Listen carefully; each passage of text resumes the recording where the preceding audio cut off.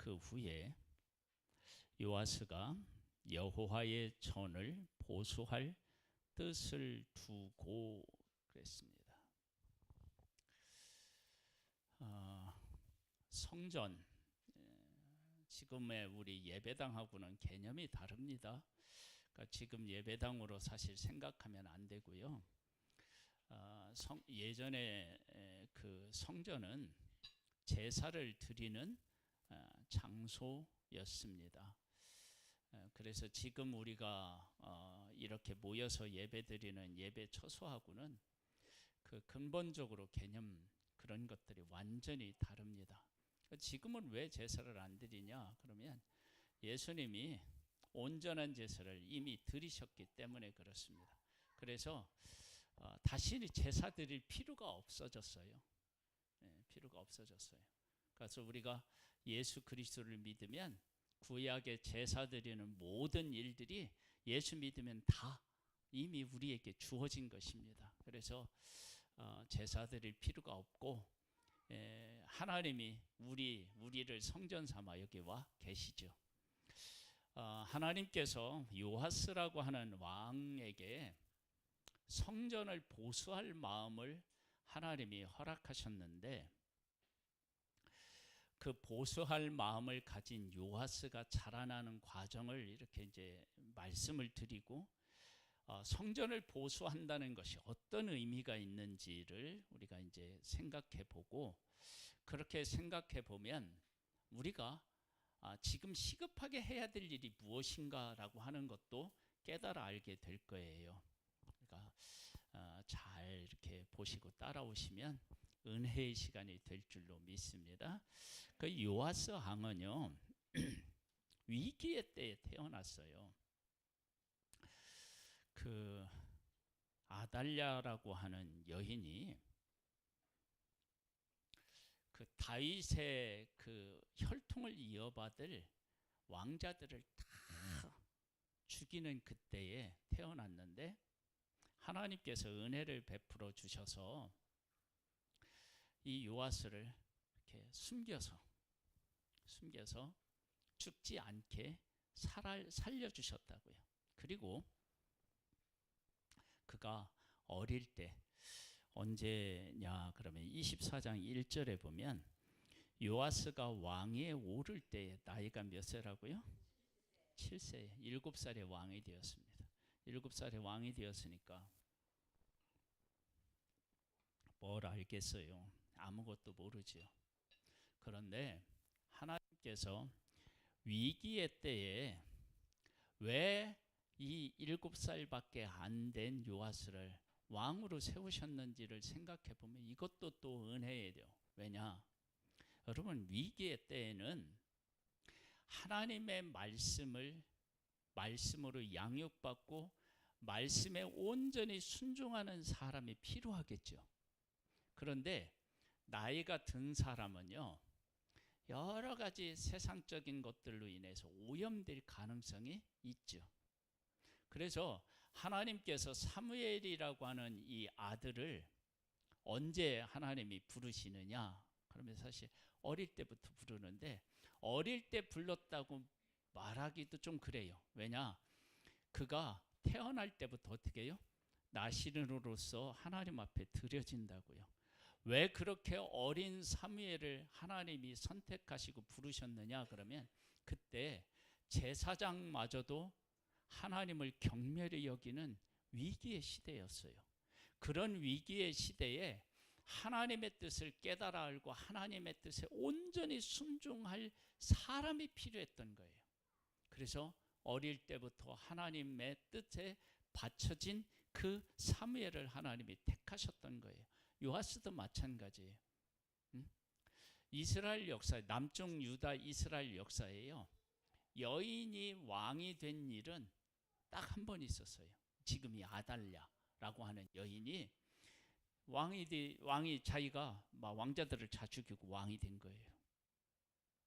그렇게 위기의 때였다고요. 그러한 때 하나님은 어릴 때부터 하나님의 말씀으로 양육을 받고 하나님의 뜻에 온전히 순종하는 그런 왕이 필요했던 거예요.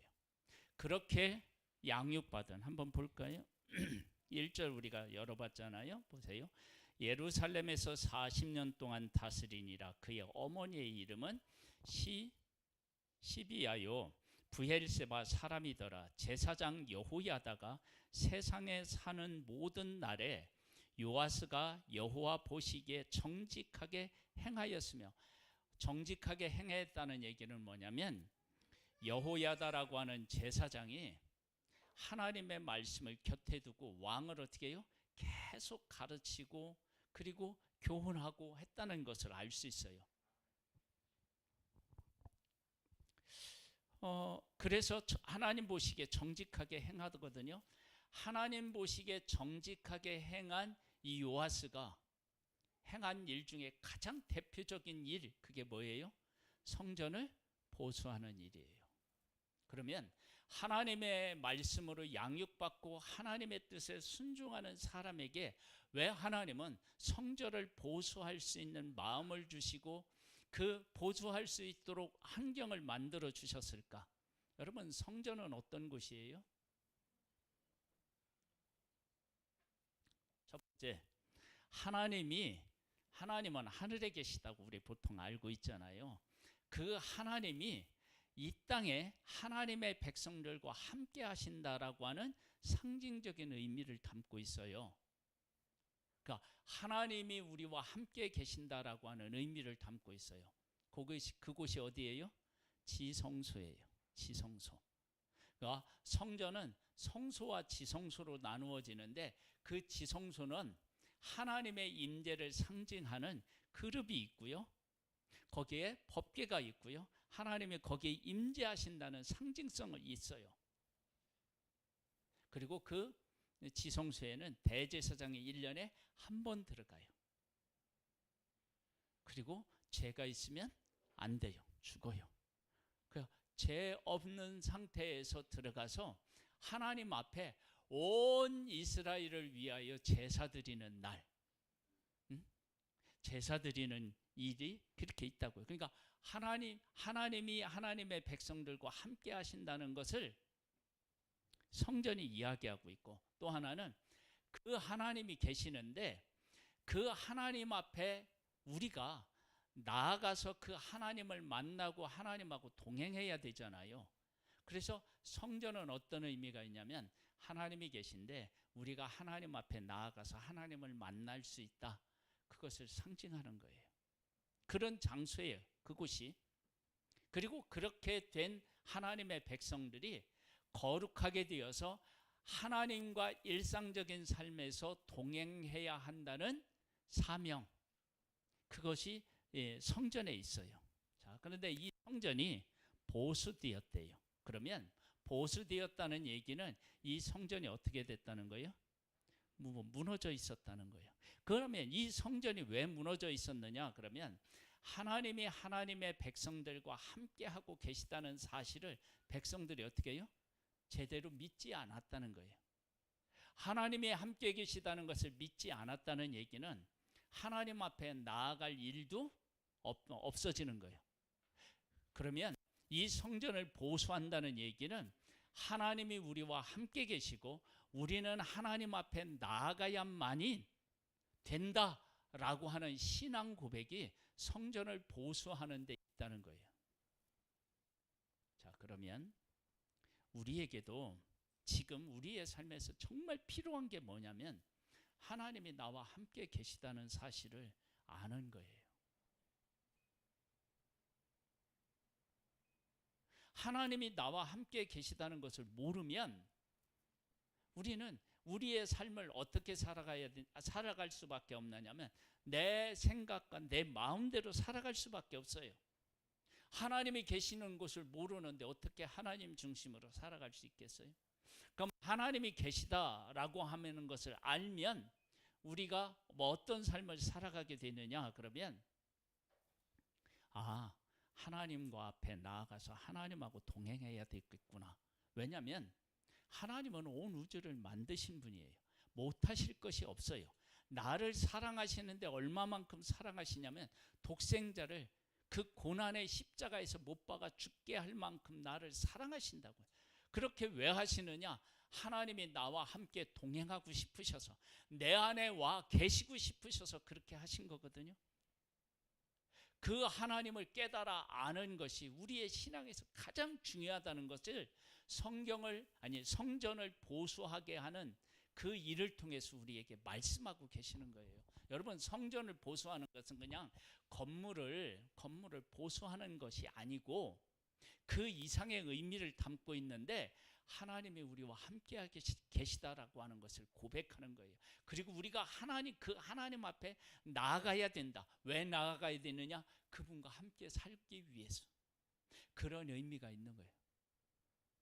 그러니까 요하스에게 하나님이 그 일을 시키신 것은, 요하스가 살아보니까 하나님이 계시다는 것을 알고 하나님 앞에 나아가서 하나님과 함께 살아보니까 이것이 행복하는 일이다, 최고로 복된 일이다라고 하는 것을 요하스가 깨달아 안 거예요. 그리고 성전을 보수하는 거예요. 그 보수함으로 말미암아 그 왕이 만난 하나님, 왕이 함께한 하나님과 함께하는 왕, 이 왕이 그 백성들도 그렇게 살았으면 좋겠다라고 하는 마음이 이 성전을 보수하는 가운데 일어나는 거예요. 한번 볼까요? 자, 어디를 보시느냐? 그러면은요, 8절을 보시면 이렇게 나와요. 이에 왕이 말하여 한 궤를 만들어 여호와의 전 문 밖 2개 하고 유다와 예루살렘에 공포하여 하나님의 종 모세가 광야에서 이스라엘에게 정한 세를 여호와께 드리라 하였더니 모든 방백들과 백성들이 기뻐하여 마치기까지 돈을 가져다가 궤에 던지니라. 하나님의 전을 보수하는 일을 위해서 궤를 만들어 놓고, 지금으로 말하면 이제 세금을 같은 것을 하나님이 허락하셨는데, 그것을 백성들이 어떻게 되냐, 마지 못해서 낸 것이 아니라 막 기쁨으로 동참했다는 거예요. 그것은 성전이 왜 세워졌는지, 그리고 이렇게 보수하는 것이 어떤 의미가 있는지를 백성들이 어떻게 해요? 알게 된 거예요. 그래서 막 즐겁게 그 일을 드리는 거예요. 그렇게 했을 때 어떤 일이 일어났느냐? 그러면 하나님 중심으로 하나님이 계시다는 걸 알고 하나님 앞에 나아가고 그 하나님과 함께 백성들이 살기 시작하면 하나님께서 이들에게 어떻게 하시겠어요? 복을 주시겠죠. 왜 복을 주시느냐? 그것은 왜 복을 주시느냐? 우리가 하나님 중심으로 살아가면 복 받는다. 이걸 말씀하려고 하는 게 아니고요. 이걸 말씀하는 게 아니고, 그 복은 마태복음 6장 33절에 어떤 말씀이죠? 너희는 먼저 그의 나라와 그의 의를 구하라. 그리하면 이 모든 것을 너희에게 더하시리라 했잖아요. 그것처럼 하나님을 구하고 하나님하고 함께 살아가는 것이 어떤 의미가 있는지를 하나님이 주시는 복을 통해서 그 가치를 발견하게 하는 거예요. 조금 어려울 수 있는데 쉽게 설명하면 이런 거예요. 이게 지금 컵이 있는데, 이 컵을 제가 샀을 때는 얼마 줬던가요? 이건 10,000원인가 얼마인가 이렇게 줬나 그랬을 거예요. 그랬는데 이것이 1000년 전에 만들어진 거야. 1000년 전에 그렇게 봐봐요. 그러면 이것은 어떻게 해요? 값이 완전히 달라져요. 이 값어치가 완전히 달라진다고요. 그러니까 하나님의 백성들이 하나님을 섬겼더니 하나님께서 복을 주셔요. 그러면 복을 받기 위해서 하나님을 섬기는 게 아니고 하나님을 섬기는 것이 복이다 라고 하는 것을 하나님의 백성에게 깨닫게 하기 위해서 복을 주시는 거예요. 이건 달라요. 여러분, 내가 이 세상에서 아무리 큰 복을 받아서 누린다 할지라도 그것이 하나님과 함께 살아가는 복보다 더 좋을 수는 없잖아요. 왜냐하면 모든 것들을 가능케 하시는 그 하나님하고 나하고 함께 하니까. 이걸 더 쉽게 설명하면 이런 거예요. 내가 집이 없어요. 내가 자동차가 없어요. 응? 내가 사업장이 없어요. 뭐가 없는 거예요, 사실? 그게 그렇게 어려워요. 돈이 없는 거잖아. 돈이 있으면 뭐예요? 집도 살 수 있고, 차도 살 수 있고, 뭐 사업도 할 수 있고, 다 할 수 있잖아요. 내가 하나님이 나와 함께 하시고 그 하나님과 동행하면 이 땅에서 못할 일이 없어요. 그것이 우리의 삶의 전부예요. 만약에 내가 하나님하고 함께 살아가는데 내게 부족한 게 있어요. 그러면 그걸 부족으로 느끼지 않습니다.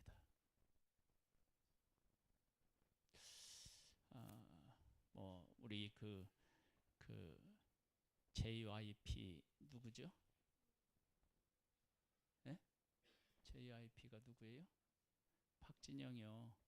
그 사람에 대해서 여러 가지 얘기가 있지만 나는 그 사람에 대해서 참 대단한 사람이라고 느끼는 것 중에 하나가 뭐냐면요. 자기는 한갑 때까지인가요? 60대까지인가요? 춤을 추어야 된대요.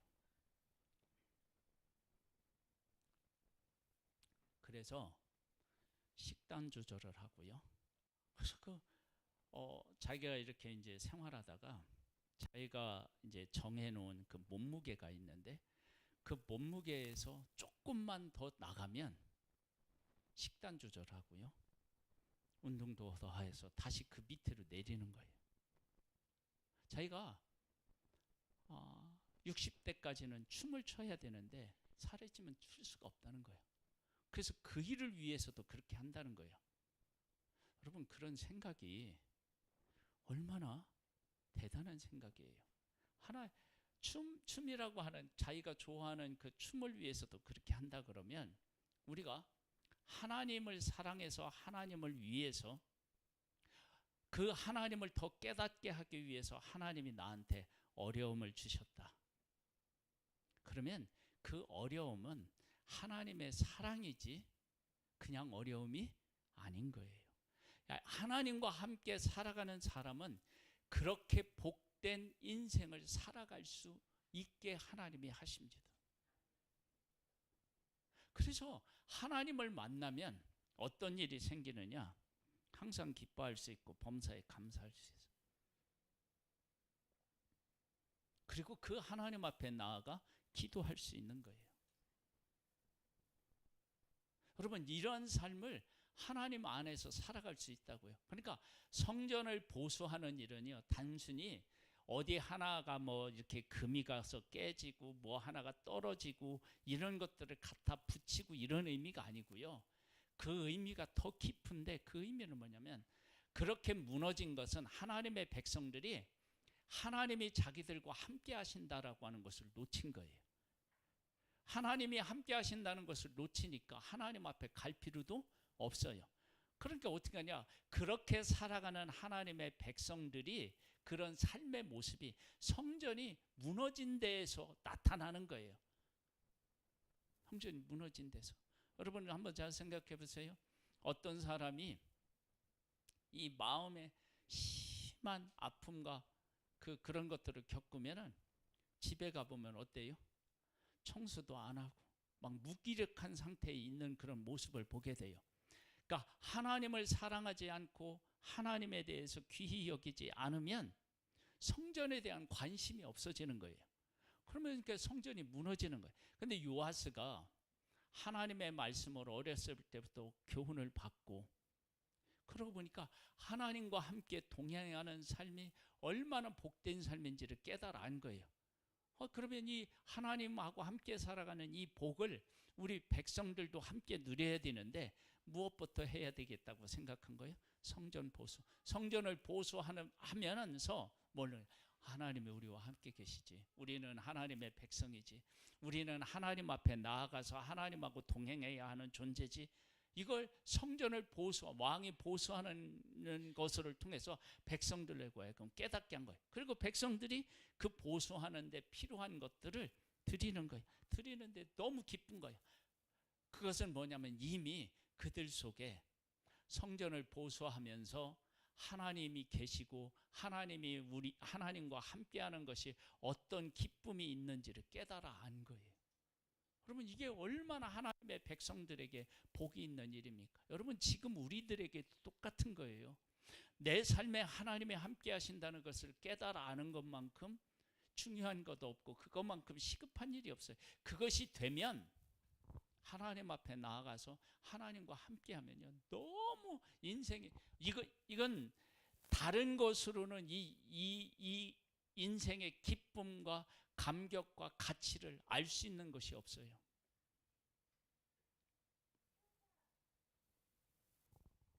우리가 전도를 하잖아요. 이 전도를 하는 것도요, 하나님이 우리와 함께 계셔서 우리에게 베푸신 은혜의 감격 속에서 이런 일을 하는 거예요. 쉬운 예로 들으면 내가 어디 가서 그 어느 병원에서 치료를 받았다. 그러면 사람들에게 어떻게 해요? 자랑하죠. 거기 참 병원 좋다. 이렇게 자랑해. 제가 이쪽에 그 농협이 있는데 그 옆에 정형외과를 한번 갔어요. 허리가 아파서. 그래서 허리를 찍었어요. 의사를 만났어요.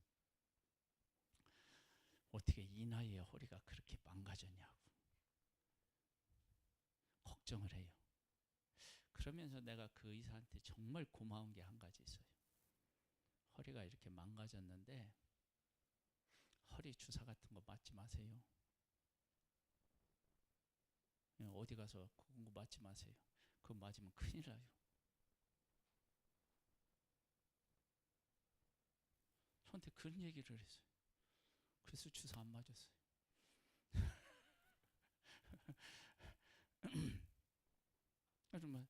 그래서 제가 거기 가서 치료받고 그런 건 아닌데 사진을 찍고 물리치료 2번인가 받은 게 그 병원에서 그것이 끝이에요. 그런데 제가 그 병원에 대해서 가끔 얘기해요. 내가 그 의사 선생님한테 참 고맙게 생각한다. 왜? 맞지 말라고 하니까. 왜냐하면 맞으면 일시적으로는 통증이 사라지고 생활하기 편할지 모르겠지만 그렇게 하면 이 허리가 망가진대요. 그러면 돌이킬 수가 없다는 거야. 그러니까 그 의사가 그렇게 의사 선생님 하니까 제가 어떻게 해요? 고마워서 얘기를 하는 거야. 근데 나를 영원히 멸망받을 수 없는 밖에 없는 나를 예수 그리스도 독생자를 보내서요 십자가로 구원해 주신 그 하나님이 얼마나 고마워요. 그러니까 그 은혜를 깨달아 알면 사람에게 어떻게 해요? 그 얘기를 할 수밖에 없는 거예요. 내 인생에 하나님을 만나서 예수님을 만나서 인생이 바뀌었다. 그런 것을 깨달아 알아야 뭐가 되냐면 전도가 되는 거예요. 그래서 내가 그 은혜를 깨달아 알았는데 사람들에게 그 이야기를 하지 않는다. 그러면 내가 그 은혜를 정말 깨달아 알았는지를 다시 물어야 돼요. 여러분 그거 깨달아 알면 얘기하게 되어 있어요.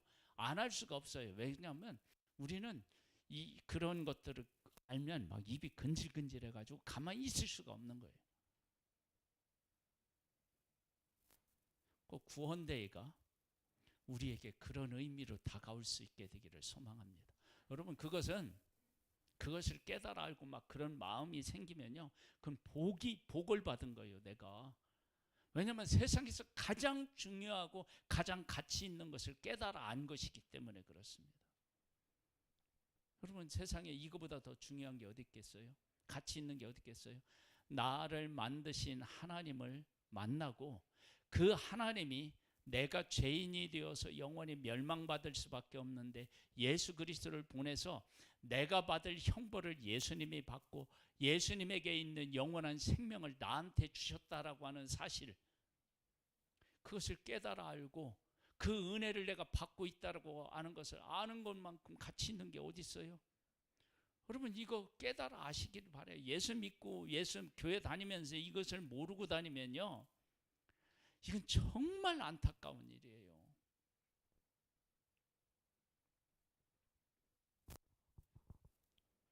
제가 이 얘기를 할 때 우리 성도님에게 했던 얘기들이 또 생각이 나요. 뭐냐면 예전에는요, 이게 돈을 붙일 때 온라인으로 해서 붙이는 게 없었어요. 그럼 어떻게 되냐면은 우체국에 가가지고요, 이런 종이가 있어요. 그럼 내가 우체국에 돈을 넣잖아요. 그러면 우체국에서 이런 돈을 우리가 받았습니다 하고 이 돈을 우편으로 해서 붙여요. 그러면 시골에 있는 부모님이 이걸 받아가지고 우체국에 가면 이걸 돈으로 줘요. 그렇게 했었어요. 알아요? 그렇게 돈을 붙였다고요. 그런데 이걸 이제 이 종이가, 온 종이가 돈으로 바꾸는 것을 모르는 부모님들은 자식이 보내줬으니까 소중하니까 이게 서랍에다 넣어놓고, 이게 돈으로 바꾸지를 못하면 어떻게 살아요? 가난하게 사는 거예요. 그런데 자식은 부모님이 이걸 가지고 뭣도 사고 뭐 하시라고 보내드렸는데 그걸 모르면, 여러분 이게 얼마나 안타까운 일이에요. 그러니까 예수 그리스도를 믿고 예수 그리스도 안에 있는 것을 깨닫지 못하면 그거보다 더 안타까운 일이에요. 그러니까 하나님이 어떤 하나님이신지, 예수님에게 어떤 분이신지를 그렇게 깨달아 알고 그 깨달아 하는 감격으로 신앙생활 하시고 그 감격으로 이웃을 만나서 복음을 전하는, 그러면 어떻게 되냐, 우리의 삶이 정말 행복한 삶이 돼요. 그런 행복을 누리는 우리 모두가 되기를 주님의 이름으로 축복합니다. 하나님 아버지, 우리에게 구원의 기쁨과 감격을 허락하여 주옵소서. 하나님이 우리와 함께 계시고 그 하나님 앞에 나아가서 그 하나님과 함께 살 수 있는 것이 내 삶이라고 하는 사실을 깨달아 알 수 있는 은혜를 베풀어 주시옵소서. 예수님의 이름으로 기도드립니다. 아멘. 우리 새벽부터인가요? 듣는 사람마다 네. 아니 그 가사만 띄워주세요.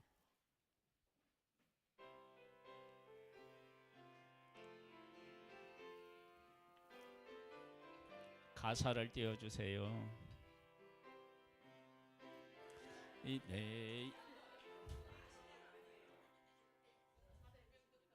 네. 아까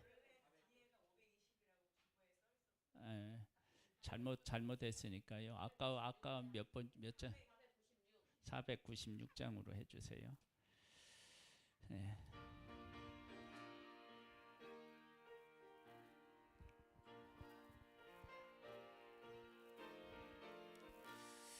주님 부탁하신 복음 전파 사명 선지사도처럼 부려봅시다.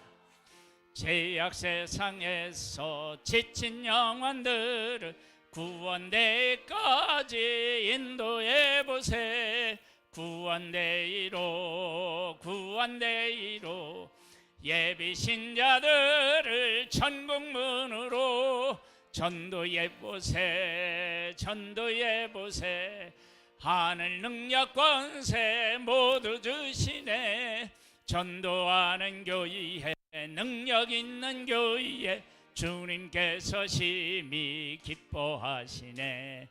때 놓치지 말고 생명 있는 동안 주님 주신 사명 감당해보세. 구원대이로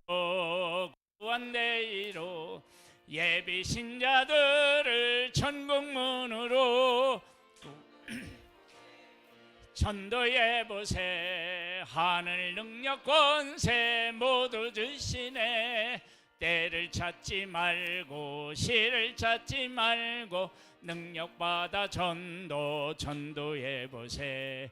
줄인 영혼들을 찾으시는 주께 서슴없이 지금 인도해보세. 구원대이로